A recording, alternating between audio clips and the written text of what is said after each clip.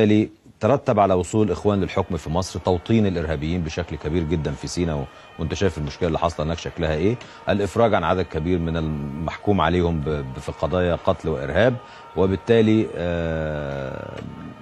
عايز تعلق على الموضوع ده ولا؟ احنا فعلا الصوره يعني بتفرض نفسها الان، انه في واضح ان في نوع من حاله فوضى وقدر من الاشتباكات او نوع من الكر والفر كما نطلق عليه، ان في بعض الجماهير في حاله ايه سبب الاحداث، لانه حسب مصادرنا وتبعا لما قاله مراسلنا هشام مناع منذ قليل من هناك، ان كنا شايفين الصوره ان كانت الامور منتظمه وبدا دخول الجماهير رغم انه اشار للتدافع. هنعرف تفاصيل اكتر عن اسباب ما يجري الان من الزميل هاشم مناع. هاشم اتفضل احنا سامعينك.